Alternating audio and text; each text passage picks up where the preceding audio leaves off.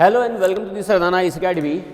Today we are going to discuss about a topic which is relevant in NDA and CDS. हाँ दोस्तों, आज से हम लोग आपके लिए एक नई सीरीज़ लेकर के आए हैं जो कि NDA और CDS के लिए बहुत ज़्यादा यूज़फुल होने जा रही है। National defence academy and combined defence academy के जितने भी एस्पायरेंट्स हैं, अप्रैल में NDA का एग्ज़ाम होने वाला है और जून में CDS का एग्ज़ाम होता है। तो जो लोग तैयारी कर रहे हैं NDA और CDS में ऑफिसर्स बनने की, गर्ल्स एंड बॉयज़, इनके लिए ये बहुत ही ज़्यादा इंफॉर्मेटिव और बहुत ही ज़्यादा कॉम्प्रिहेंसिव ये सीरीज़ रहेगी। तो इसमें हम लोग जनरल स्टडीज़ के पार्ट पर, देखिए होता क्या है कि NDA में और CDS में 150 क्वेश्चंस का पार्ट भी रहता है और इस 150 क्वेश्चंस में 50 क्वेश्चंस रहते हैं इंग्लिश के और 100 क्वेश्चंस रहते हैं GS के, जनरल स्टडीज़ के। तो इनके बारे में हम लोग अब डिस्कशन करते हैं। जैसे जनरल स्टडीज़ में history, geography, polity, economics and science, ये 5 कंपोनेंट्स होते हैं। इसके अलावा करंट अफेयर्स के भी टॉपिक इसमें इन्वॉल्व होते हैं। तो ये सारे सेगमेंट्स के बारे में हम लोग डिस्कशन करेंगे। स्टार्ट करते हैं आज ज्योग्राफी से, और ज्योग्राफी में हम लोगों का आज का सबसे पहला टॉपिक है the universe and solar system. तो यूनिवर्स एंड सोलर सिस्टम के बारे में हम लोग डिस्कशन करते हैं। तो देखिए, geography is the study of earth. इस अर्थ के स्टडी को ज्योग्राफी कहा जाता है, भूगोल कहा जाता है। इसमें जो फाउंडर हैं, जो फादर हैं, फादर ऑफ ज्योग्राफी, ये माना जाता है इराटोस्थनीज को। इराटोस्थनीज को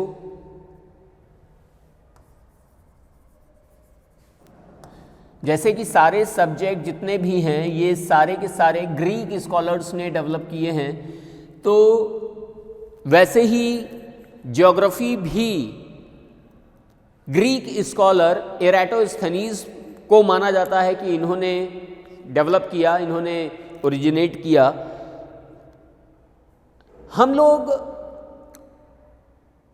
पर्टिकुलर एक सिटी में रहते हैं और वो सिटी हमारे स्टेट से बिलोंग करती है, और वो जो स्टेट है पूरे इंडिया में एक छोटा सा पार्ट होता है, और इंडिया जो है एशिया का छोटा सा पार्ट है, और एशिया हमारे अर्थ का छोटा सा पार्ट है, और हमारे अर्थ सोलर सिस्टम का छोटा सा पार्ट है, और हमारा सोलर सिस्टम मिल्की वे का छोटा सा पार्ट है। और ऐसे बहुत सारे आकाश गंगाएं, ऐसी बहुत सारे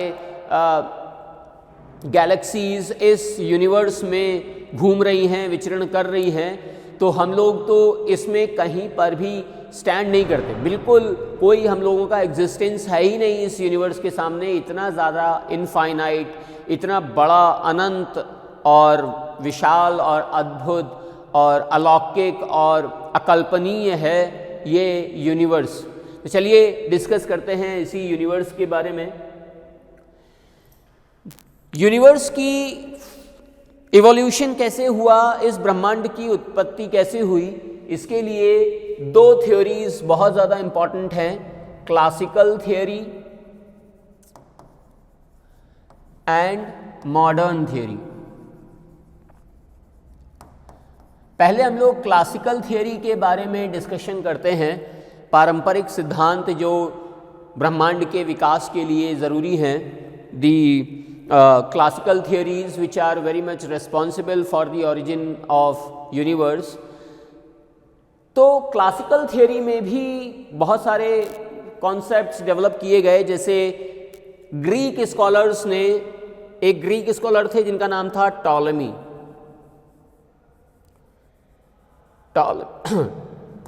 टॉलेमी ने 1st सेंचुरी AD में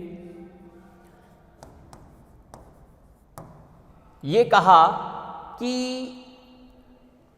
पूरा सोलर सिस्टम और पूरा यूनिवर्स हमारी अर्थ के अराउंड मोशन करता रहता है। Earth is in the centre और अर्थ के अराउंड में ये सोलर सिस्टम, ये सारे प्लैनेट्स और यहाँ तक कि यूनिवर्स, उस समय तो यूनिवर्स को कोई जानता ही नहीं था, केवल ये सोलर सिस्टम को ही लोग पूरा ब्रह्मांड मान लेते थे।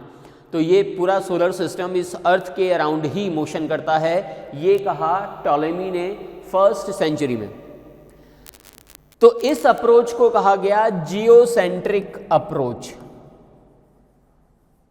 Geocentric approach. हालांकि ये जियोसेंट्रिक अप्रोच अब हम लोग अगर सुनते हैं तो हंसी आती है कि ये ऐसे कैसे पॉसिबल है, अब तो अर्थ के अराउंड नहीं घूमती, अर्थ घूमती है सन के अराउंड। तो ये जियोसेंट्रिक अप्रोच सबसे पहला स्टेप था क्लासिकल थ्योरी में, जो कि टॉलेमी ने प्रोपाउंड किया था, और इसके लगभग 1000 साल तक लोग यही मानते रहे कि ये पूरा सोलर सिस्टम और जितने भी प्लैनेट्स हैं ये सब अर्थ के अराउंड रिवॉल्व होते हैं, अर्थ को ही सेंटर मान करके इसके चारों ओर घूमते रहते हैं। फिर इसके बाद कॉपरनिकस आए, और टॉलेमी के बाद 15th सेंचुरी में कॉपरनिकस ने ये कहा कि अर्थ रिवॉल्व्स अराउंड द सन, मतलब जो पृथ्वी है वो सूर्य का चक्कर लगाती है, सूर्य पृथ्वी का चक्कर नहीं लगाता। और इस वजह से इस अप्रोच को नाम दिया गया हेलियोसेंट्रिक अप्रोच। पहली बार ये कहा गया कि every planet even Earth revolves around the sun, पृथ्वी सूर्य का चक्कर लगाती है। ये 1543 में कॉपरनिकस ने कहा था, और उनके इस वर्क को कोई इम्पोर्टेंस नहीं दी गई, कोई रिकॉग्निशन नहीं दिया गया। और उन्हीं की, कॉपरनिकस की ही इस थ्योरी को और ज़्यादा एडवांस किया गैलीलियो ने। Galileo was an Italian geographer and scientist. He stated that Earth revolves around the Sun in 1609। 1609 में गैलीलियो ने अपने टेलीस्कोप से देख करके बताया कि अर्थ जो है ये सन का चक्कर लगाती है, सन अर्थ का चक्कर नहीं लगाता। तो लगभग 1500 सालों तक हम लोग यही मानते रहे कि सूर्य पृथ्वी का चक्कर लगाता है, सारे ग्रह पृथ्वी का चक्कर लगाते हैं, पृथ्वी केंद्र में है।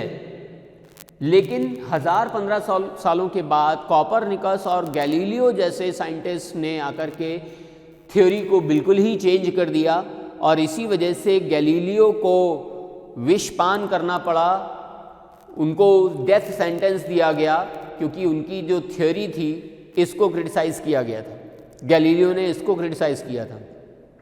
तो इस वजह से गैलीलियो को जहर का प्याला दिया गया और उसकी वजह से उनकी डेथ हुई। तो इस एक थ्योरी की वजह से जान चली गई, बताइए। तो ये काम किया हेलियोसेंट्रिक अप्रोच दी कॉपरनिकस और गैलीलियो ने, और तब से लोग यही मानने लगे कि सन के अराउंड ही ये सारे प्लैनेट्स और इवन अर्थ भी चक्कर लगाती रहती है, घूमती रहती है। सन नहीं घूमता, अर्थ घूमती है और सारे प्लैनेट्स घूमते हैं सन के अराउंड। तो इस थ्योरी को नाम दिया गया हेलियोसेंट्रिक अप्रोच, जिसे कॉपरनिकस और गैलीलियो ने डेवलप किया था लगभग 1500 सालों के बाद। टॉलेमी की जियोसेंट्रिक अप्रोच के 1500 सालों के बाद हेलियोसेंट्रिक अप्रोच आई। तो ये भी क्लासिकल थ्योरी थी, क्लासिकल अप्रोच थी। फिर इसके बाद दूसरे साइंटिस्ट आए, हर्शेल।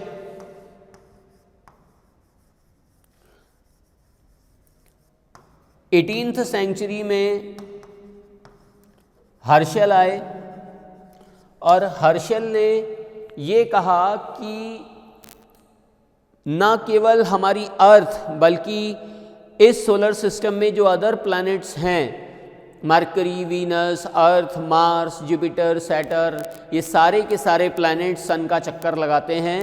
और इस तरीके से सोलर सिस्टम के सारे प्लैनेट्स को डिफाइन किया। नेपच्यून और यूरेनस, इन सबको हर्शल ने बताया कि ये सब भी सन का ही चक्कर लगाते हैं। तो इस तरीके से पूरे सोलर सिस्टम को डिफाइन किया हर्शल ने 18th सेंचुरी में। फिर इसके बाद हबल आए। हबल ने 1943 में ये कहा कि अरे कहाँ तुम लोग सोलर सिस्टम के ही चक्कर में पड़े हुए हो, सोलर सिस्टम तो बहुत ही छोटा पार्ट है इस ब्रह्मांड का, इस यूनिवर्स का। इस सोलर सिस्टम में सन जो है, ये सन गैलेक्सी का चक्कर लगाता है, द मिल्की वे का चक्कर लगाता है। वो भी स्टैग्नेंट नहीं है, स्टेशनरी नहीं है, वो भी मूविंग है। और वो जो मोशन करता है वो गैलेक्सी के अराउंड मोशन करता है, द मिल्की वे के अराउंड मोशन करता है। और ऐसी अनंत आकाश गंगाएं इस ब्रह्मांड में विद्यमान हैं। And this universe is ever expanding. लगातार इस ब्रह्मांड का विस्तार हो रहा है, लगातार ये ब्रह्मांड फैलता जा रहा है, फैलता जा रहा है, जिसकी वजह से जो दो प्लैनेट्स या दो सेलेस्टियल बॉडीज़ के बीच लगने वाला फोर्स है ये कम हो रहा है और इनके बीच की जो डिस्टेंस है वो बढ़ रही है और इनकी जो मोशन करने की गति की जो चाल है, स्पीड है, ये बढ़ रही है। तो ये सब डिफाइन किया हबल ने। तो ये जितने भी हम लोगों ने नाम लिए, टॉलमी से लेकर के हबल तक, लगभग जो 2000 साल लगे हमें ब्रह्मांड तक आते आते, ब्रह्मांड के अलग अलग फीचर्स को टटोलते और पहचानते हुए, इस 2000 साल के पूरे फंक्शन को क्लासिकल थियोरी कहा जाता है। क्लासिकल थियोरी के बाद अब हम लोग आते हैं मॉडर्न थियोरी पर। मॉडर्न थियोरी में दो थियोरीज बहुत ज़्यादा इम्पॉर्टेंट हैं और ये थियोरीज हैं नेबुलर हाइपोथेसिस और बिग बैंग हाइपोथेसिस। तो नेबुलर हाइपोथेसिस को इमैनुअल कांट ने डेवलप किया था 1796 में। इसमें इमैनुअल कांट ने कहा और फिर बाद में पियरे लैप्लास ने कहा कि in the very beginning there was a heavy cloud which was surrounding on a center। तो एक सेंटर के अराउंड ये हैवी क्लाउड मोशन कर रहा है और ये करने की वजह से सेंट्रीफ्यूगल फोर्स डेवलप होता है, जिसकी वजह से ये क्लाउड धीरे धीरे ख़त्म होते गए और पार्टिकल्स छोटे छोटे से फॉर्म होते गए और इन पार्टिकल्स के फॉर्म होने से स्टार्स, प्लैनेट्स, एस्टेरॉइड्स, कॉमेट्स जैसे हेवनली और सेलेस्टियल बॉडीज़ का फॉर्मेशन हुआ। This theory is called as nebular hypothesis which was propounded by Immanuel Kant and Pierre Laplace. But the most authentic theory for the evolution of universe is known as Big Bang theory. ये Big Bang theory Belgium के एक astronomer जिनका नाम था George लेमेटियर ने प्रोपाउंड की थी। George लेमेटियर ने कहा था कि in the very beginning of the universe there was a small star which was called as supernova and in that supernova explosion took place and due to that explosion universe was formed। तो इन्होंने कहा कि supernova में primitive star था और ये primitive star का जो डेंसिटी थी बहुत ज़्यादा हाई थी, वॉल्यूम बहुत ज़्यादा लो था। तो वॉल्यूम कम होने की वजह से ये छोटा था, लेकिन डेंसिटी हाई होने की वजह से बहुत ज़्यादा इसमें एट्रैक्शन हुआ करता था।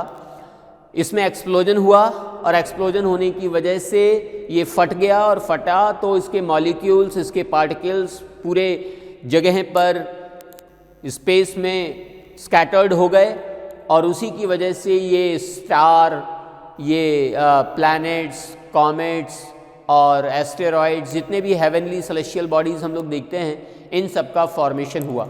तो अभी तक जो सबसे ऑथेंटिक थ्योरी मानी जाती है फॉर्मेशन ऑफ यूनिवर्स के लिए, ये बिग बैंग थ्योरी ही मानी जाती है।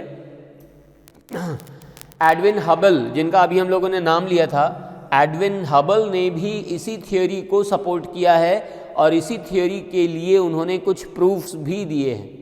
तो अभी तक सबसे authentic theory big bang theory है, जिसे 1927 में जॉर्ज लेमेटियर ने, जो कि बेल्जियम के साइंटिस्ट थे, उन्होंने प्रोपाउंड किया था। तो देखिए ये है नेबुलर हाइपोथेसिस, एक क्लाउड है और बीच में इसका सेंटर है। इस स्टार में रोटेशन की वजह से क्लाउड के जितने भी फ्यूम्स थे ये सेंट्रीफ्यूगल फोर्स की वजह से ख़त्म हो गए और इसके जो छोटे छोटे से पार्टिकल्स थे वही स्टार और कॉमेट्स और प्लैनेट्स जैसे बॉडी बन गए। इसे नेबुलर हाइपोथेसिस कहा जाता है। बिग बैंग हाइपोथेसिस में एक स्टार था, उस स्टार में एक्सप्लोजन हुआ जिसकी वजह से इसके पार्टिकल्स पूरे यूनिवर्स में फैल गए और ये लगातार एक्सपैंडिंग है, लगातार फैल रहा है, लगातार एक्सपैंड कर रहा है, इसका विस्तार होता जा रहा है। तो ये बिग बैंग थ्योरी प्रोपाउंड की जॉर्ज लेमेटियर ने।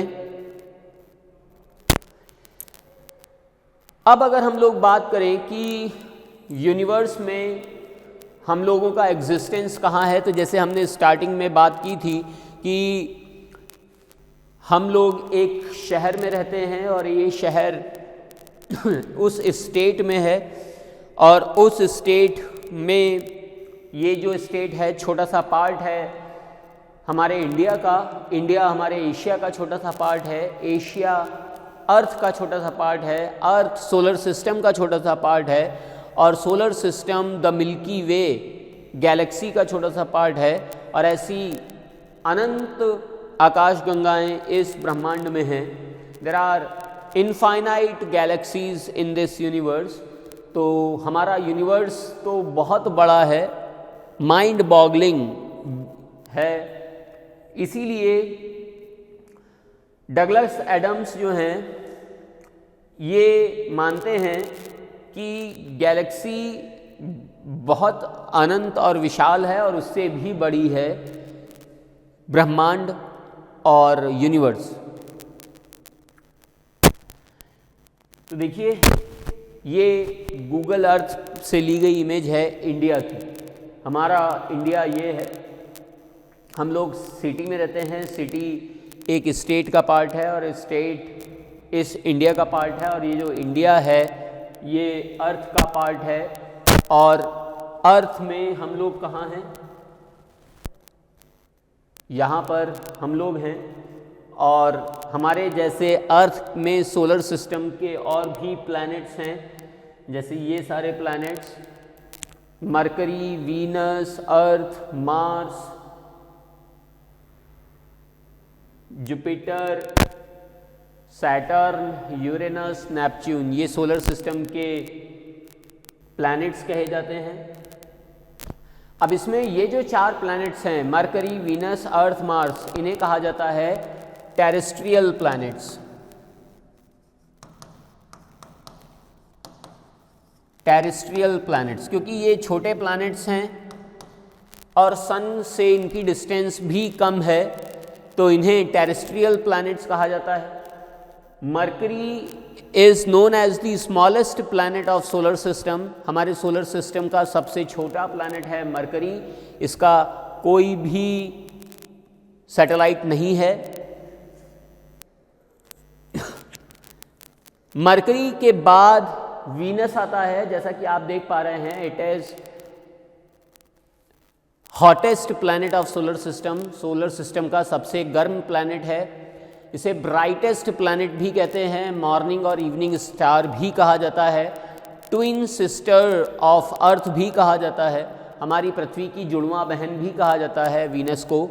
तो बहुत सारे नाम हैं वीनस के। इसका टेम्परेचर लगभग 450 डिग्री सेल्सियस होता है और 450 डिग्री सेल्सियस क्यों होता है? क्योंकि इसके एटमॉस्फेयर में 97% होती है कार्बन डाइऑक्साइड।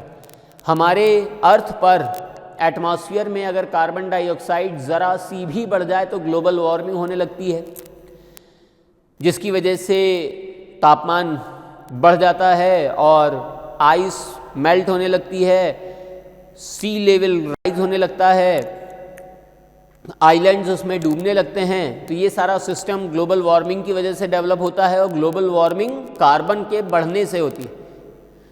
यहाँ तो 97% कार्बन है, तो कितनी ज़्यादा ग्लोबल वार्मिंग होगी आप अंदाज़ा लगा सकते हैं। और इसीलिए यहाँ का टेम्परेचर लगभग 450 डिग्री सेंटीग्रेड होता है और इसीलिए इसे hottest planet, warmest planet, morning और इवनिंग स्टार कहा जाता है।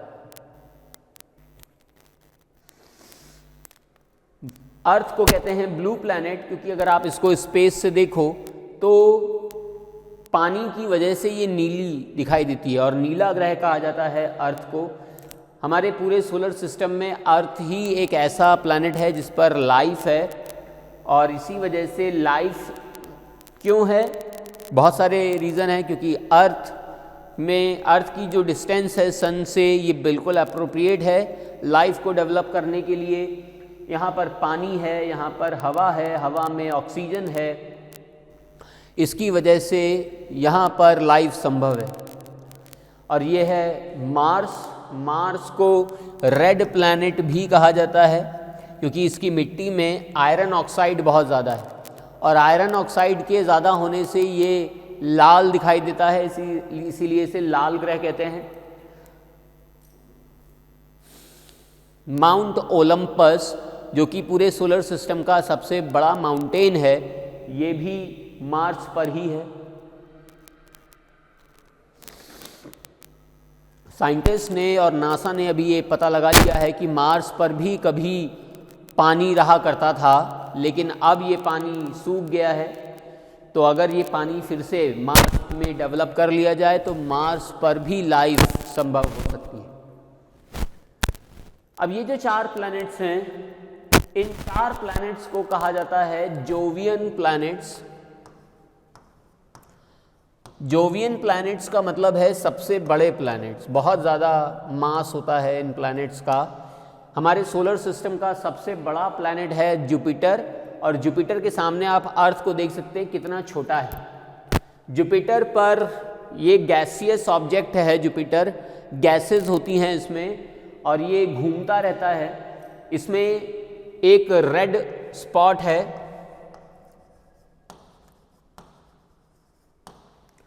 जो कि इसमें चलने वाली हवा की वजह से डेवलप होता है। ये रेड स्पॉट, इसे जायंट स्पॉट भी कहते हैं। हर बार जब भी आप जुपिटर की इमेज देखेंगे तो ये जायंट स्पॉट आपको दिखाई ही देगा ही देगा।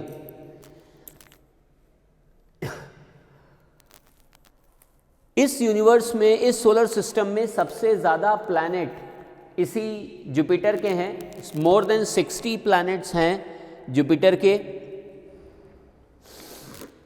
हमारे सोलर सिस्टम में जो सबसे बड़ा सैटेलाइट है, हमारे सोलर सिस्टम में सबसे बड़ा प्लैनेट, सबसे बड़ा सैटेलाइट जुपिटर का है। इसका नाम है गैनीमीड।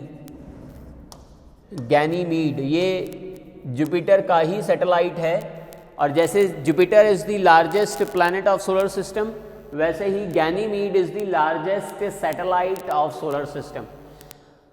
गैनीमीड इस सोलर सिस्टम का सबसे बड़ा उपग्रह है, सबसे बड़ा सैटेलाइट है जो कि जुपिटर का ही सैटेलाइट है। हमारी अर्थ से भी बड़ा है ये गैनीमीड। अर्थ के बाद सैटर्न, जुपिटर के बाद आता है सैटर्न। सैटर्न में आप ये रिंग्स देख सकते हैं, मोस्टली 7 रिंग्स होती हैं सैटर्न के चारों तरफ। और ये जो रिंग्स का फॉर्मेशन होता है ये इसके रोटेशन की वजह से होता है। हुआ क्या था कि ये रिंग्स में जो पार्टिकल्स हैं, ये पार्टिकल्स या ये गैसेस सैटर्न का ही हिस्सा थी, लेकिन due to centrifugal force and the erosion of Saturn this ring was form. तो ये रिंग में 7 छल्ले होते हैं। इसमें भी बहुत सारे सैटेलाइट हैं, लगभग 57 सैटेलाइट अभी तक पता चले हैं और हो सकता है इससे ज़्यादा भी हों। Titan is the largest satellite of Saturn. Saturn का सबसे बड़ा सैटेलाइट है टाइटन। तो ये दोनों प्लैनेट्स जो हैं जुपिटर और सैटर्न, इन्हें गैसियस प्लैनेट्स कहा जाता है, गैस से बने हुए हैं, इसीलिए ज़्यादा सॉलिड नहीं है इनकी सरफेस। आप लैंड करेंगे तो हो सकता है कहीं किसी जगह पर आप इसमें अंदर धंस भी जाएं, क्योंकि ये गैस जैसा है और गैसियस ऑब्जेक्ट है, तो सरफेस इसकी हार्ड नहीं होती। यूरेनस और नेपच्यून जो हैं इन्हें आइस प्लैनेट्स कहा जाता है, क्योंकि इतनी दूर हैं ये सन से कि इनकी सरफेस पर बर्फ़ जम गई है, तो इसीलिए इन्हें आइस प्लैनेट्स कहा जाता है। यूरेनस के ग्रीन प्लैनेट भी कहते हैं यूरेनस को। हमारी अर्थ जैसे अपनी एक्सिस पर 23.5 डिग्री टिल्टेड है, 23.5 डिग्री टिल्टेड है हमारी अर्थ, वैसे ही पूरे सोलर सिस्टम में सबसे ज़्यादा टिल्ट यूरेनस का है, 66.5 डिग्री का टिल्ट है यूरेनस का। इसीलिए इसे लाइंग प्लैनेट, सोता हुआ प्लैनेट भी कहते हैं। लाइंग प्लैनेट, झूठ बोलने वाला नहीं, लाइंग मतलब लेटा हुआ, लाइंग प्लैनेट भी कहा जाता है यूरेनस को। यूरेनस के बाद आता है सोलर सिस्टम में नेपच्यून, 8th प्लैनेट है नेपच्यून। हमारे पूरे सोलर सिस्टम का सबसे बड़ा प्लैनेट जुपिटर, 2nd नंबर पर सैटर्न, 3rd नंबर पर है यूरेनस और 4th नंबर पर है नेपच्यून। अर्थ का नंबर आता है 5th। हमारी अर्थ लार्जेस्ट प्लैनेट है, 5th लार्जेस्ट प्लैनेट, 5वां सबसे बड़ा ग्रह है हमारे सोलर सिस्टम का पृथ्वी। तो नेपच्यून जो है 4th लार्जेस्ट है और सबसे बाहर सोलर सिस्टम में नेपच्यून ही है। पहले प्लूटो को माना जाता था, लेकिन प्लूटो को 2006 में एक नई डेफिनीशन बनाई गई प्लैनेट की। प्लैनेट की डेफिनीशन पहले थी कि जो अपनी लाइट से इल्यूमिनेट ना हो, सन की लाइट से इल्यूमिनेट हो और सन का चक्कर लगाएं, उन्हें प्लैनेट कहते हैं। लेकिन फिर इस डेफिनीशन में एक चेंज करना पड़ा कि अपनी लाइट से इल्यूमिनेट तो ना हो, सन का चक्कर भी लगाएं, लेकिन जो ऑर्बिट हो वो इनकी अपनी खुद की ऑर्बिट हो, ये किसी और प्लैनेट की ऑर्बिट को ओवरलैप ना करें। अब प्लूटो जो है ये यूरेनस और नेपच्यून की ऑर्बिट को ओवरलैप करता है, क्रॉस करता है। इस वजह से प्लूटो को न्यू डेफिनीशन की वजह से हमारे सोलर सिस्टम से निकाल दिया गया, हटा दिया गया। अब इसे ड्वार प्लैनेट माना जाता है, क्षुद्र ग्रह माना जाता है। इसका भी अपना सैटेलाइट है और इस सैटेलाइट का नाम है शेरॉन। जैसे कि आप ये देख पा रहे हैं, ये है प्लूटो, ये है शेरॉन। नेपच्यून के जितने भी प्लैनेट हैं उन्हें शेक्सपियर के जो कैरेक्टर्स हैं प्लेस के, चाहे वो सीजर हो, ब्रूटस हो, ओलंपस हो, इन सब के नाम पर रखा गया है। तो शेक्सपियर के नॉवेल्स के कैरेक्टर्स के नाम पर जो सैटेलाइट रखे गए हैं वो नेपच्यून के सैटेलाइट के नाम रखे गए हैं। अब हम लोग बात करते हैं सन की। It is the nearest star to the earth. हमारी पृथ्वी का सबसे पास का तारा है सन। और तारे में भी अलग अलग स्टेजेस होती हैं, जैसे नेबुला, फिर रेड जायंट, फिर वाइट ड्वार्फ, फिर न्यूट्रॉन स्टार और फिर ब्लैक होल। तो ये जो स्टेजेस होती हैं तारे में, इसमें सन की जो स्टेज है ये रेड जायंट है। अभी रेड जायंट है, फिर करोड़ों अरबों सालों के बाद ये वाइट ड्वार्फ में कन्वर्ट हो जाएगा और फिर वाइट ड्वार्फ के बाद धीरे धीरे ये डिक्लाइनिंग फेज में आ जाएगा और घटते घटते ब्लैक होल तक आ जाएगा, क्योंकि इस यूनिवर्स में हर चीज़ नश्वर है नश्वर है, मॉर्टल है, कोई भी इमॉर्टल नहीं है। तो ये ऑर्बिट्स हैं, देखिए इसमें प्लूटो की जो ऑर्बिट है वो ओवरलैप कर रही है।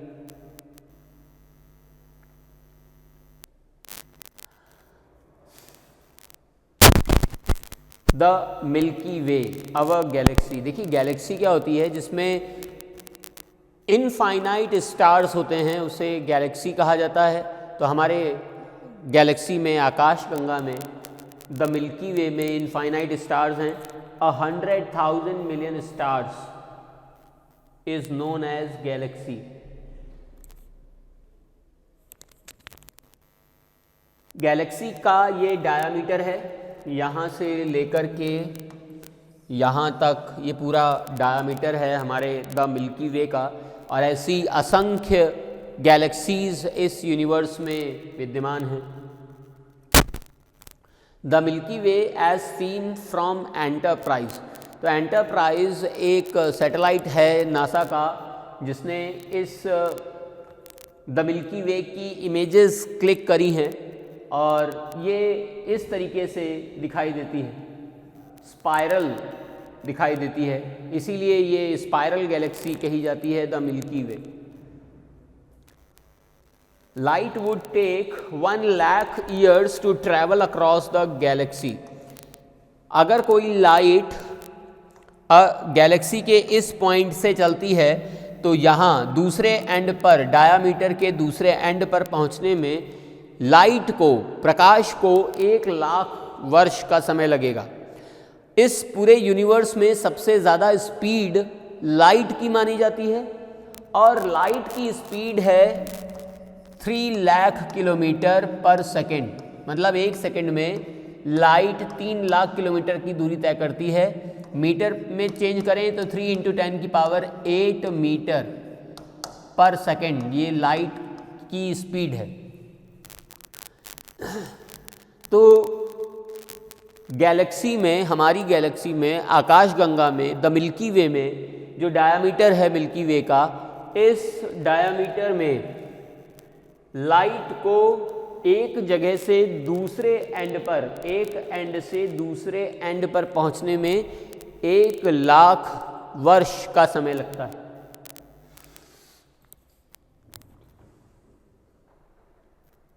देखिए लाइट जो है ना, लाइट से एक डिस्टेंस की यूनिट भी डिराइव की गई, इसको कहते हैं लाइट ईयर। लाइट ईयर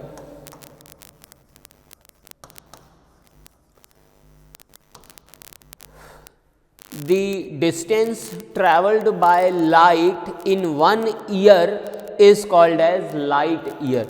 प्रकाश द्वारा 1 वर्ष में चली गई दूरी ये लाइट ईयर कहलाती है। जैसे अभी हम लोगों ने देखा 3 × 10⁸ मीटर है, तो 8 मीटर इंटू, अब ये तो 1 सेकंड में चली गई लाइट है, अब 1 सेकंड को 1 मिनट में चेंज कर लें तो 60 सेकंड। अब 1 मिनट आ गया तो इस 1 मिनट को 1 आवर में कन्वर्ट कर लें तो ये 60 मिनट 1 आवर हो गए। अब ये 1 आवर को 24 आवर से मल्टीप्लाई कर दें, क्योंकि 1 दिन निकाल लेंगे कि 1 दिन में कितनी लाइट चलेगी।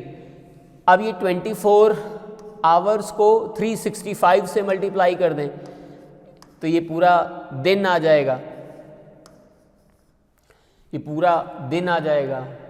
तो जब ये पूरा मल्टीप्लिकेशन करेंगे तब आएगा 9.46 × 10⁻15 मीटर्स। ये होता है 1 लाइट ईयर, इसे कहते हैं 1 लाइट ईयर। 9.46 × 10⁻15 मीटर्स।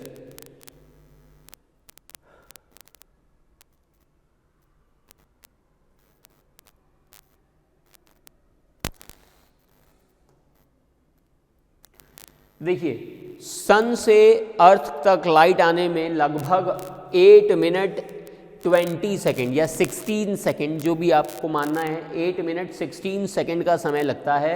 सन से जो लाइट अभी हम लोगों के पास आई है वो 8 मिनट पहले चली होगी, तब हमारे पास पहुंची। A light year is the distance travelled by light in 1 year. तो जो लाइट ईयर है ये डिस्टेंस की यूनिट है, टाइम की यूनिट नहीं है। हमारा सन नियरेस्ट स्टार है, और स्टार किसे कहते हैं? स्टार के अपनी खुद की लाइट होती है, और ये इस लाइट से बहुत सारे और भी प्लैनेट्स इल्यूमिनेट होते हैं। तो हमारा सन के पास अपनी खुद की लाइट है, और अर्थ, मार्स, जुपिटर, ये सब प्लैनेट्स हैं जो इस सन की लाइट से इल्यूमिनेट हो रहे हैं, तो इसे स्टार कहते हैं। तो हमारा सबसे नियरेस्ट स्टार है सन। Our next nearest star Alpha Centauri is 4 light year away।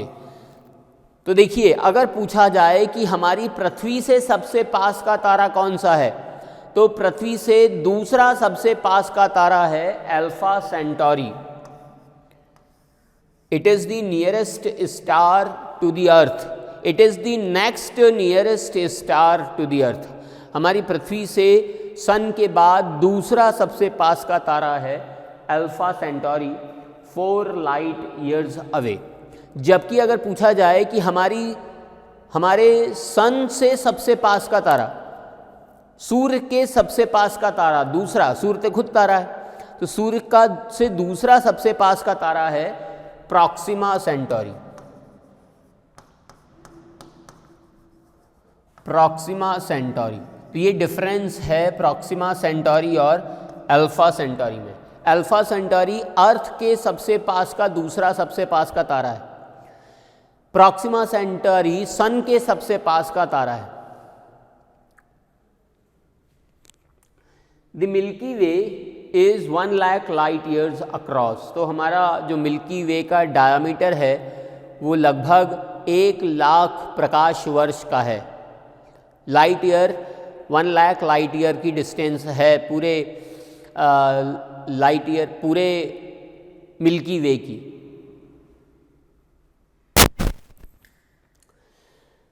यहाँ से ये पूरा मिल्की वे है, यहाँ से यहाँ तक की जो डिस्टेंस है, इस डायामीटर की जो डिस्टेंस है मिल्की वे में, ये 1 लाख लाइट ईयर है, 1 लाख लाइट ईयर। और ऐसे बहुत सारे और भी प्लैनेट्स और स्टार्स इस सोलर सिस्टम में विद्यमान हैं, जैसे लियो है, सेक्सटन है, एंटिला है, फीनिक्स ड्वार है, टुकाना ड्वार। हमारे गैलेक्सी में, हमारी गैलेक्सी का नाम है द मिल्की वे। हमारी गैलेक्सी से पास की, सबसे पास की दूसरी गैलेक्सी है Andromeda. Andromeda is the name of nearest big galaxy to the Milky Way. हमारी गैलेक्सी के पास की दूसरी गैलेक्सी है Andromeda. Light from Andromeda takes 2 million years to reach us. Andromeda से हमारी पृथ्वी तक लाइट को पहुंचने में 2 मिलियन लाइट ईयर्स लगते हैं, मतलब 20 लाख प्रकाश वर्ष का समय लगता है एंड्रोमेडा से हमारी पृथ्वी तक लाइट आने में। मतलब 2 मिलियन ईयर्स लगते हैं, 20 लाख वर्ष लगते हैं एंड्रोमेडा से लाइट यहाँ अर्थ पर आने में। ये है एंड्रोमेडा। ये भी कुछ द मिल्की वे जैसी ही है, लेकिन ये सर्कुलर इलिप्टिकल गैलेक्सी है, ये हमारी स्पाइरल गैलेक्सी जैसी नहीं है। Local super clusters. तो सुपर क्लस्टर्स क्या होते हैं? जब कई सारी गैलेक्सीज को मिला दिया जाए तो ग्रुप ऑफ गैलेक्सीज को सुपर क्लस्टर कहा जाता है। Group of galaxy is called as super cluster. Light from Virgo has taken 65 million years to reach us. ऐसा ही एक दूसरा सुपर क्लस्टर है वर्गो। इस वर्गो को हमारे मिल्की वे में आने में जितना टाइम लगता है, वर्गो से लाइट को हमारी मिल्की वे में आने में 65 मिलियन ईयर्स लगते हैं। The universe is mind bogglingly big.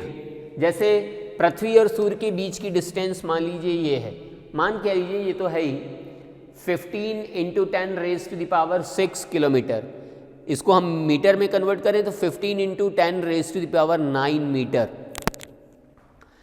अब इस सन से दूसरा जो सबसे पास का तारा है, इस तारे से सन के पास लाइट आने में जो समय लगेगा वो होगा, मतलब समय क्या, वो उतना ब्राइट होगा, इतना ज़्यादा चमकीला होगा, 10 लाख टाइम्स, 10 लाख गुना ज़्यादा चमकीला तारा है दूसरा सन के पास। Indian galaxies are about 1 lakh times as far as away as the big star। तो ये जो बिग स्टार है इस हमारे सन से 10 लाख गुना दूर है, और इससे दूसरी जो सबसे पास की आकाशगंगा है, नियरेस्ट गैलेक्सी हमारी आकाशगंगा से, वो लगभग 1 लाख गुना दूर है। तो अगर इसको मल्टीप्लाई कर दिया जाए तो कितने ज़ीरो बन जाते हैं। इतना किलोमीटर का डिस्टेंस है हमारी पृथ्वी और दूसरी आकाशगंगा में। तो इतना माइंड बॉगलिंगली बिग है यूनिवर्स। देखिए इसमें कितने सारे असंख्य तारे, असंख्य प्लैनेट और एस्टेरॉइड्स, कॉमेट्स, कितने सेलेस्टियल बॉडीज़ मूव करते रहते हैं, रिवोल्यूशन, रोटेशन करते रहते हैं, फ्लोट करते रहते हैं। अब अभी तो हम लोगों ने यूनिवर्स के बारे में डिस्कशन किया, अब हम लोग इस यूनिवर्स में अपनी अर्थ के बारे में डिस्कशन करते हैं। Where is our solar system located? Our solar system is located in the Milky Way. The Milky Way is the part of cluster of about 30 other galaxies. तो अभी हम लोगों ने कहा था कि क्लस्टर क्या होता है, ग्रुप ऑफ गैलेक्सीज़ को क्लस्टर कहते हैं। तो 30 गैलेक्सीज़ के ग्रुप में हमारी मिल्की वे भी है, और इस क्लस्टर में हमारी जो मिल्की वे है वो यहाँ है, और इस मिल्की वे में असंख्य तारे हैं, इनफाइनाइट, हंड्रेड्स और थाउजेंड्स स्टार हैं। इसमें सन एक इस इकलौता ऐसा स्टार है जिसके चारों ओर सोलर सिस्टम में हम भी ट्रैवल कर रहे हैं। तो हो सकता है हमारी लोकेशन यहाँ कहीं हो। Building our Milky Way, the central bulge is at the centre. Milky Way में जो पूरा का पूरा केंद्र है वो उभार लिए हुए है, उठा हुआ है बॉल की तरह। Spiral arms are around the central bulge, they contain mostly blue stars, gas and dust.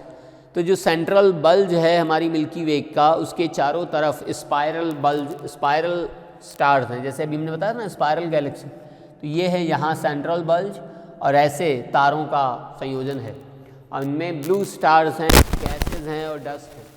The Earth is located in one of the spiral arms. There are blue stars and red stars in our galaxy. हमारी galaxy में, the Milky Way में, blue star और red star, नीले ग्रह और लाल ग्रह हैं ज़्यादातर। Blue stars are young and hot stars, red stars are old and cool stars. तो जो ब्लू स्टार्स होते हैं वो बहुत ही ज़्यादा नए और गर्म तारे होते हैं, जबकि रेड स्टार्स जो होते हैं वो पुराने हो चुके और थोड़े से ठंडे हो चुके स्टार्स होते हैं। Where is the earth located? तो ये है हमारी अर्थ पूरे सोलर सिस्टम में। सन, फिर Mercury, Venus, Earth, Mars, Jupiter, Saturn, Uranus, Neptune. Earth is the third planet from the sun in our solar system. Technically Earth is an oblate spheroid. तो हमारी अर्थ जो है वो पूरी तरीके से सर्कुलर या स्फीयर नहीं है। देखिए स्फीयर होता तो यहाँ पर इसकी बाउंड्री होती, लेकिन इससे फैली हुई है, एक्सपेंडेड है ये, और ये फ्लैटन है पोल्स पर थोड़ा।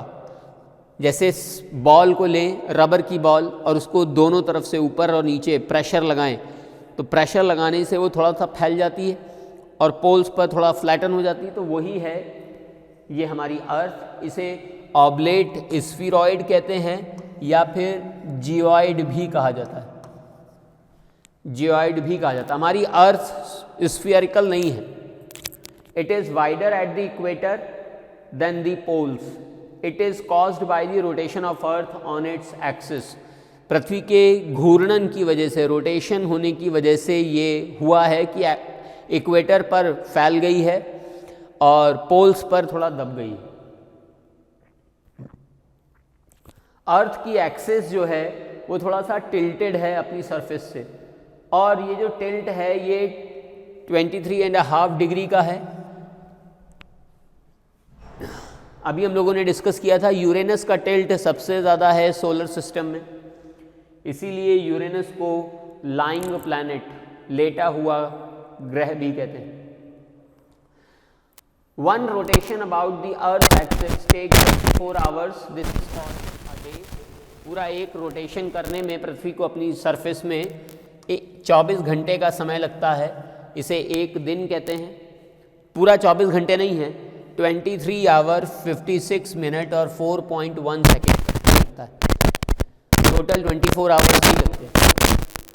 Rotation about the earth occurs from west to east. हमेशा पृथ्वी पश्चिम से पूर्व की ओर घूमती है, काउंटर क्लॉकवाइज, मतलब एंटी क्लॉकवाइज घूमती है, वेस्ट टू ईस्ट। इसीलिए सन जो राइज होता है, सनराइज ये ईस्ट में होता है, क्योंकि जब सन तो वही है, पृथ्वी घूमते हुए जब सन के पास आएगी तो सन धीरे धीरे हमें निकलता हुआ सा दिखाई देगा ईस्ट की डायरेक्शन में। Earth rotation is the cause for day and night. तो यही डे एंड नाइट का रीजन होता है, अर्थ का rotation. What happens when the direction of the axis changes? अगर अर्थ की डायरेक्शन जो है, अर्थ घूम रही है वेस्ट टू ईस्ट, अगर ये ईस्ट टू वेस्ट घूमने लगे, इसका डायरेक्शन चेंज हो जाए तो क्या होगा? The change in the direction of the earth axis is called as precession, precession. The angle remains the same. This will affect the stars near the poles. Does not change the seasons as long as the 23.5 degree tilt stays the same. तो अगर अर्थ का direction change भी हो जाए तो भी जो seasons हैं वो वैसे के वैसे ही रहेंगे, क्योंकि जो अर्थ का टिल्ट है 23.5 डिग्री का, वो वैसा का वैसे ही रहेगा। नटेशन, नटेशन को वॉबल भी कहते हैं। देखिए अर्थ जो है अपनी एक्सिस पर 23.5 डिग्री टिल्टेड है और वो घूम रही है, तो वो ऐसे ऐसे घूमती है, ऐसे ऐसे ऐसे तो है ही, लेकिन उसमें इस तरीके से मोशन करते हुए ऐसे ऐसे ऐसे ऐसे घूमती है। Natesan is the change in the angle of tilt by half degree. Result in the tilt either being 23 or 24. This occurs over an 18-year period. This is due to the moon. This causes a slight change in the season. तो हर 18 साल के बाद season में कुछ changes आते हैं। ये देखिए, ये जो मोशन हो रहा है ना इस तरीके से, आधा डिग्री जो 23.5 डिग्री है, इसी की वजह से ऐसा प्रॉब्लम होती है। तो ये जो डिफरेंस आया है इसे कहते हैं नटेशन, वॉबल। बैरी सेंटर, हमारी अर्थ सन का चक्कर लगा रही है और हमारा जो मून है ये हमारी अर्थ का चक्कर लगा रहा है। तो ये फोर्स ऑफ अट्रैक्शन की वजह से पॉसिबल है। इस फोर्स ऑफ अट्रैक्शन को कहते हैं ग्रेविटी या ग्रेविटेशनल फोर्स। तो जो ग्रेविटी है उसका सेंटर ऑफ ग्रेविटी कहाँ होगा? उसका सेंटर ऑफ ग्रेविटी होगा कि जो बिगर ऑब्जेक्ट है उसके पास। जैसे अर्थ और सन में सेंटर ऑफ ग्रेविटी कहाँ होगा? सन के पास। अर्थ और मून में सेंटर ऑफ ग्रेविटी कहाँ होगा? अर्थ के पास। तो ये सेंटर ऑफ ग्रेविटी है, ये जो आप रेड स्पॉट देख पा रहे हैं सन में, ये है सेंटर ऑफ ग्रेविटी। अब बैरी सेंटर, इसे बैरी सेंटर कहते हैं। A barycenter is the point between two objects where they balance each other It's kind of like the center of gravity. The center of gravity is the point in the middle of all the material that makes up an object mass. Center point of gravity and barycenter. When a moon orbits a planet or a planet orbits a star, both bodies are orbiting around a point that lies outside the larger body. तो जो larger body है जैसे सन, इससे just हल्का सा बाहर ही ये barycenter locate होगा. The moon does not orbit the exact center of the earth, but a point about 1710 kilometre below the earth's surface. तो ये below the earth surface 1710 kilometre ये अर्थ का barycenter होगा for the context of moon. The sun is not stationary in the solar system. It moves as the planets tug on it, but it never gets too far from the solar system barycenter. अब हम लोग इनके बारे में discuss करते हैं. ये हैं कैपलर, और कैपलर ने 3 लॉज दिए थे for the celestial body, for the heavenly body motion. तो जितने भी प्लैनेट्स होते हैं ये जो सन का मोशन करते हैं, सन के अराउंड घूमते हैं, इसके घूमने से 3 लॉज जनरेट होते हैं जिन्हें कैपलर्स लॉज कहा जाता है. Johannes कैपलर was a German mathematician, astronomer and astrologer. He was a key figure in the 17th century scientific revolution. Kepler's laws describe the motion of the planets around the sun. Kepler knew of 6 planets. उस time तक जब कैपलर थे तब 8 या 9 planets के बारे में पता नहीं था, तब केवल 6 प्लैनेट पता थे. ये 6 प्लैनेट थे Earth, Venus, Mercury, Mars, Jupiter, Saturn. Uranus, Neptune और प्लूटो के बारे में पता नहीं था. तो कैपलर का फर्स्ट लॉ है law of ellipses. Law of ellipses, इन्होंने कहा कि every planet revolve around the sun in an orbit which is in elliptical shape. तो ये देखिए हर प्लैनेट जो है सन के अराउंड मोशन कर रहा है वो इलिप्टिकल ओवल शेप में मोशन कर रहा है. इसे कहते हैं first law, Kepler's first law. अब यह है Kepler's second law. Second law में इन्होंने कहा कि law of equal areas, law of equal areas. इसमें इन्होंने कहा कि मान लीजिए कि सन, ये अर्थ है, ये सन है. अर्थ 1 मंथ में यहाँ पर से घूम करके यहाँ आ गई, और फिर 2 महीने के बाद फिर देखा कि अर्थ यहाँ से 1 मंथ में घूम के यहाँ आ गई.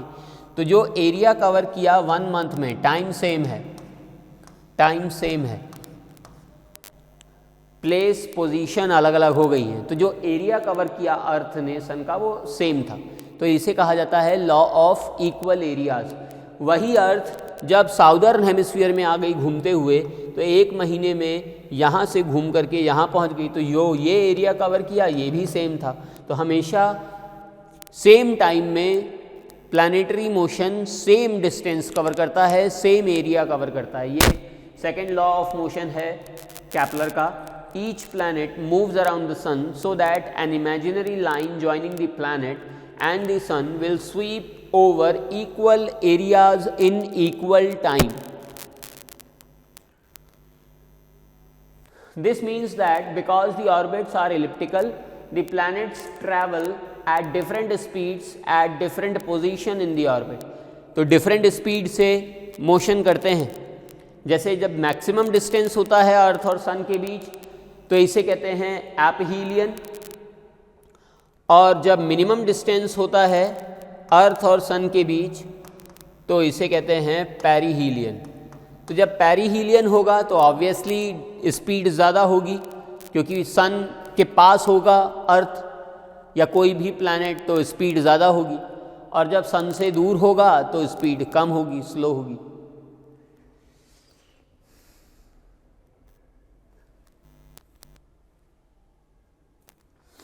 तो देखिए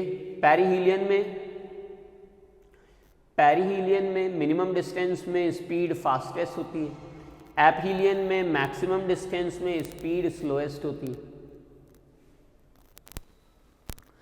तो ये सन और अर्थ हैं, तो ये मैक्सिमम डिस्टेंस है अर्थ और सन के बीच, इसे कहेंगे एपहीलियन। और ये मिनिमम डिस्टेंस है अर्थ और सन के बीच, तो इसे कहेंगे पेरिहीलियन।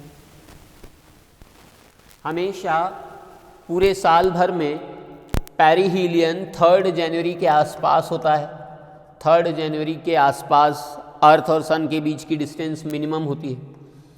4 जुलाई के आसपास अर्थ और सन की बीच की डिस्टेंस मैक्सिमम होती है, एपहीलियन होता है।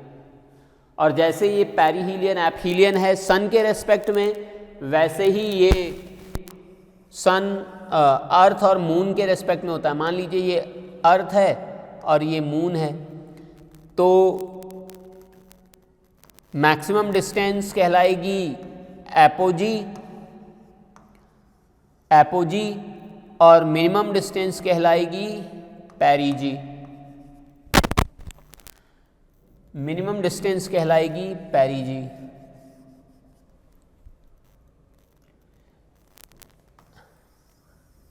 ये अर्थ है और ये मून है, तो ये मिनिमम डिस्टेंस होगी अर्थ और मून के बीच, इसे कहेंगे पेरिजी।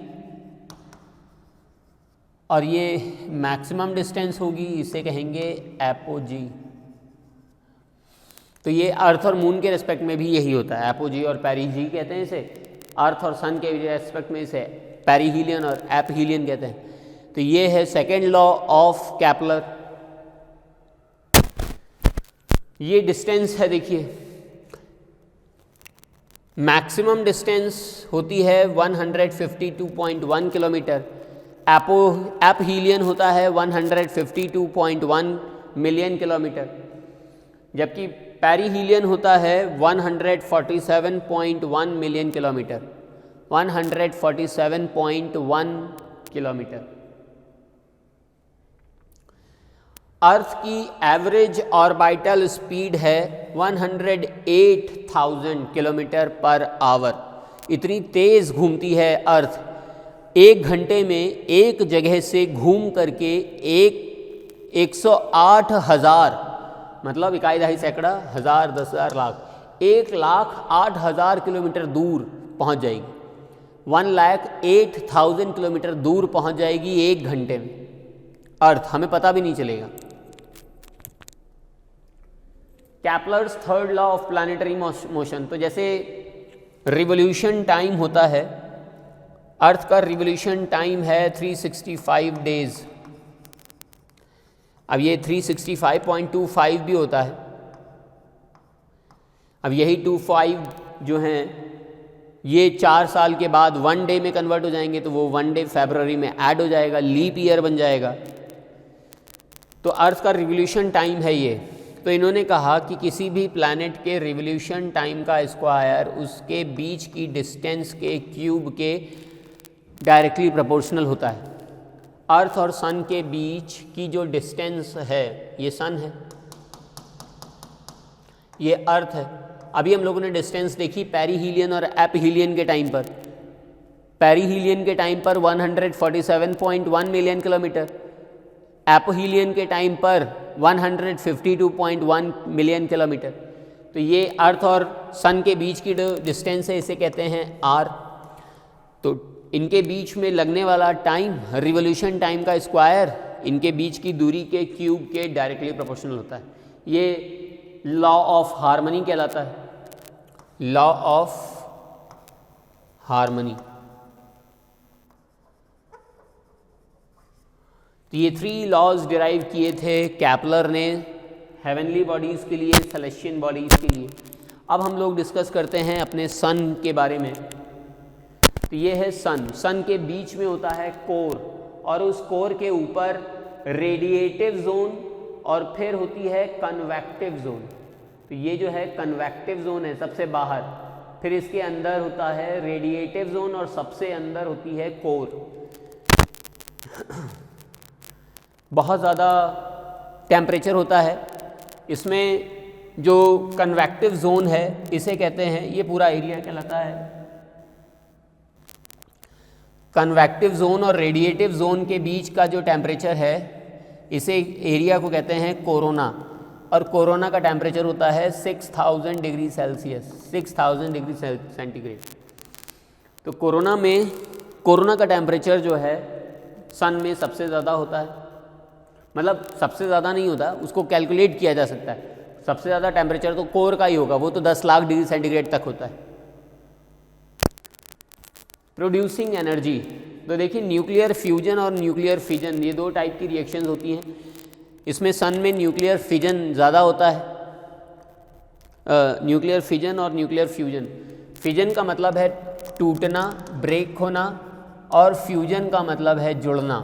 तो सन में जो एनर्जी होती है वो फ्यूजन की वजह से होती है, जुड़ने की वजह से होती है। अगर हाइड्रोजन के 4 एटम्स 1H1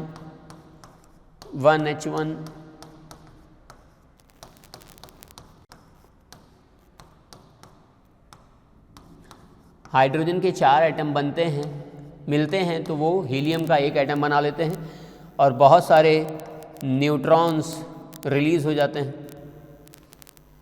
और यही न्यूट्रॉन्स दूसरे हाइड्रोजन्स पर इम्पैक्ट करते हैं और दूसरे हाइड्रोजन्स को फ्यूज़ करना स्टार्ट कर देते हैं, फिर उससे भी एनर्जी रिलीज़ होती है, और यही सीक्वेंस चलता रहता है। इसे कहते हैं चेन रिएक्शन, और इस चेन रिएक्शन में इनफाइनाइट एनर्जी डेवलप होती है, और इसीलिए सन इतने सालों से लगातार एनर्जी रेडिएट कर रहा है।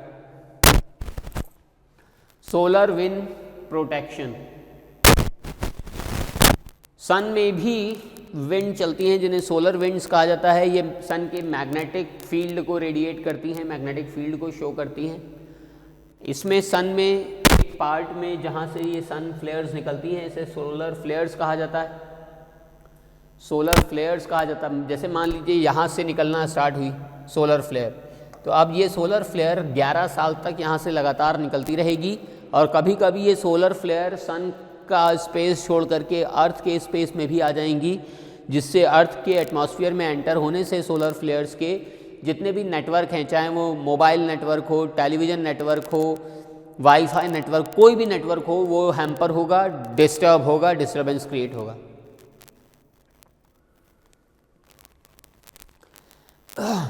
और 11 साल के बाद जब ये बुझ जाएगी तो यहाँ पर ब्लैक स्पॉट पड़ जाएगा, इसे कहेंगे sun spot, solar flare, sun spot. तो ये 11 साल तक ये सन स्पॉट यहाँ रहेगा, फिर इसके बाद 11 साल के बाद फिर यहाँ पर फ्लेयर्स निकलना स्टार्ट होंगी। तो ये साइकिल चलती रहती है, इसे सन स्पॉट साइकिल या सोलर फ्लेयर साइकिल कहा जाता है। 11 साल का इसका टेन्योर होता है। जब यही सोलर फ्लेयर्स हमारे अर्थ के एटमॉस्फेयर में एंटर होते हैं तो अर्थ के एटमॉस्फेयर में नॉर्थ पोल और साउथ पोल पर, ये अर्थ है, ये नॉर्थ पोल है, ये साउथ पोल है, तो नॉर्थ पोल और साउथ पोल के स्काई में ग्रीन और कलरफुल लाइट्स तैरती हुई दिखाई देती हैं रात के समय। इन्हें कहते हैं aurora lights, aurora lights. North pole पर ये कहलाती हैं ऑरोरा बोरियालिस, साउथ पोल पर ये कहलाती हैं ऑरोरा ऑस्ट्रेलिस।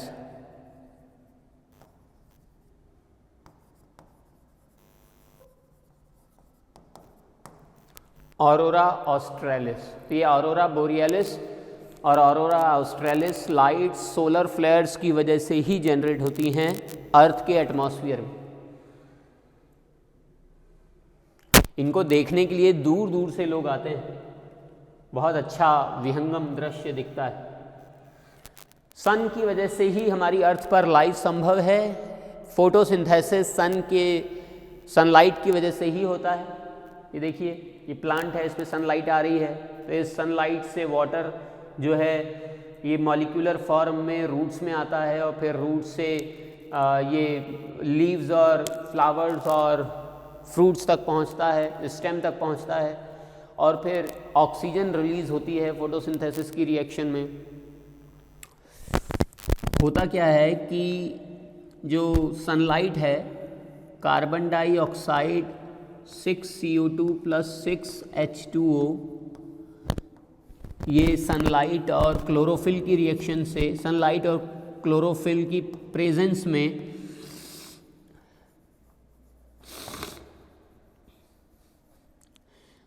ग्लूकोज का एक मॉलिक्यूल बनाते हैं C6H12O6 और 6O2 रिलीज हो जाती है। तो इस तरीके से भोजन बनाने का भी काम फोटोसिंथेसिस रिएक्शन में होता है और ऑक्सीजन बनाने का भी काम फोटोसिंथेसिस रिएक्शन में होता है in the presence of sunlight and chlorophyll. इसीलिए सनलाइट की वजह से ही इस पूरे यूनिवर्स, इस पूरे अर्थ पर लाइफ पॉसिबल है। The earth movement around the sun is called as revolution. ये देखिए, अर्थ जो मोशन कर रही है सन के अराउंड, इसे कहते हैं रिवोल्यूशन। दो टाइप के मोशन करती है अर्थ, अपनी एक्सिस के अराउंड रोटेशन मोशन और अपने सन के around revolution motion. The revolution and the tilt are main causes of the seasons. जैसे ये है, मान लीजिए कि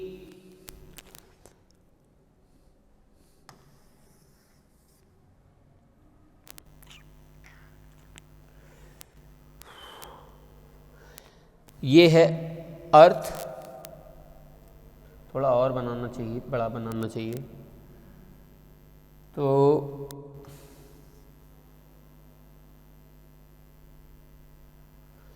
ये है अर्थ, अर्थ में ये है इक्वेटर 0 डिग्री, ये Tropic of Cancer 23.5 degree north, ये 23.5 डिग्री साउथ। इसे ट्रॉपिक ऑफ कैंसर कहा जाता है, कर्क रेखा। हमारी इंडिया को इक्वली हाफ पार्ट में डिवाइड करता है Tropic of Cancer. Southern hemisphere में है मकर रेखा, ट्रॉपिक ऑफ कैप्रिकॉर्न। तो जो सन होता है ऑलमोस्ट सबसे ज़्यादा टेम्परेचर इसी टॉरिड जोन में देता है, सबसे ज़्यादा टेम्परेचर इसी torrid zone between the tropics देता है, और उसमें भी इक्वेटर के पास सबसे ज़्यादा।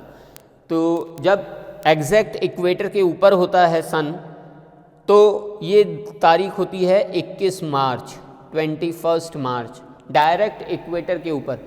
और जब डायरेक्ट इक्वेटर के ऊपर सनलाइट पड़ेगी तो इक्वली नॉर्दर्न हेमिस्फीयर और साउदर्न हेमिस्फीयर में भी इक्वल पड़ेगी, सन रेज बराबर बराबर बटेगी। तो 12 घंटे का दिन होगा, 12 घंटे की रात होगी, और इक्वल डे और इक्वल नाइट होने की वजह से इसे कहेंगे इक्विनॉक्स। तो इसे ये घटना कहलाती है इक्विनॉक्स। अब 21 मार्च को इक्विनॉक्स हो गया। अब सन जो है ये थोड़ी बहुत टिल्ट करेगा नॉर्दर्न हेमिस्फीयर की तरफ, और नॉर्दर्न हेमिस्फीयर में ट्रॉपिक ऑफ कैंसर है। तो 3 महीने के बाद, देखिए मार्च के बाद अप्रैल, मई, जून, तो 21 जून को ये पहुंच जाएगा ट्रॉपिक ऑफ कैंसर पर, और कर्क रेखा पर पहुंचने की वजह से इसे कहेंगे कर्क संक्रांति। और कर्क संक्रांति होगी 21 जून को, जिसकी वजह से नॉर्दर्न हेमिस्फीयर में दिन लंबे होंगे, रातें छोटी होंगी। साउदर्न हेमिस्फीयर में रातें लंबी होंगी, दिन छोटे होंगे। आया समझ में? सन है यहाँ पर, तो यहाँ तो पहुँच नहीं रही लाइट, तो यहाँ रातें लंबी होंगी, दिन छोटे होंगे, और इसे कहेंगे कर्क संक्रांति। ये सॉल्स्टिस कहलाता है, सॉल्स्टिस। इक्वेटर पर इक्विनॉक्स, ट्रॉपिक्स पर सॉल्स्टिस। अब सन जो है वापस कर्क रेखा से, ट्रॉपिक ऑफ कैंसर से नीचे की ओर आना स्टार्ट होगा, और नीचे की ओर आना स्टार्ट होता है तो फिर रास्ते में पड़ता है इक्वेटर। और 3 महीने के बाद, जून के बाद जुलाई, अगस्त, सितंबर, यानी कि 23 सितंबर को फिर से एक बार सन जो है इक्वेटर पर होता है। मतलब 12 घंटे का दिन और 12 घंटे की रात होती है दोनों हेमिस्फीयर्स में। Equal day and equal night की वजह से इक्विनॉक्स लगता है 23 सितंबर को। अब जब 23 सितंबर में इक्वेटर पर आ गया, अब नॉर्दर्न हेमिस्फीयर में जा चुका है, तो अब जाता है साउदर्न हेमिस्फीयर में। और साउदर्न हेमिस्फीयर में 3 महीने के बाद, मतलब अक्टूबर, नवंबर, दिसंबर, यानी कि 22 दिसंबर को, 22 दिसंबर को ये मकर रेखा पर होता है, ट्रॉपिक ऑफ कैप्रिकॉर्न पर होता है। और मकर रेखा पर होने की वजह से इसे कहते हैं मकर संक्रांति। तो ज्योग्राफिकली जो मकर संक्रांति पड़ती है ये 22 दिसंबर को पड़ती है, जबकि हम लोग इसे सेलिब्रेट करते हैं 14 और 15 जनवरी को। तो ये ज्योग्राफिकली 22 दिसंबर को मकर संक्रांति होती है, सॉल्स्टिस होता है। और फिर इसके 3 महीने के बाद अब सूर्य जो है फिर उत्तरायण होता है, उत्तर की ओर आना स्टार्ट होता है। यहाँ दक्षिण में है, अब फिर उत्तर की ओर आएगा, तो फिर उत्तर की ओर आने में यहाँ इसको वो मिलेगी भूमध्य रेखा, इक्वेटर। तो जब इक्वेटर मिलेगा तो फिर इक्वेटर पर इक्वल डे और इक्वल नाइट बनेगा। और फिर ये दिसंबर के बाद जनवरी, फरवरी, मार्च, यानी कि 21 मार्च को इक्विनॉक्स पड़ जाएगा। तो ये 4 डेट जो हैं ये याद रखिए। तो यही इस डायग्राम में दिखाया गया। देखिए 21 मार्च को होता है वर्नल इक्विनॉक्स या फिर स्प्रिंग इक्विनॉक्स, वर्नल इक्विनॉक्स या फिर स्प्रिंग इक्विनॉक्स। और फिर इक्विनॉक्स के बाद इक्वेटर पर है सन, इक्वेटर से अब जाएगा ये नॉर्दर्न हेमिस्फीयर में ट्रॉपिक ऑफ कैंसर पर।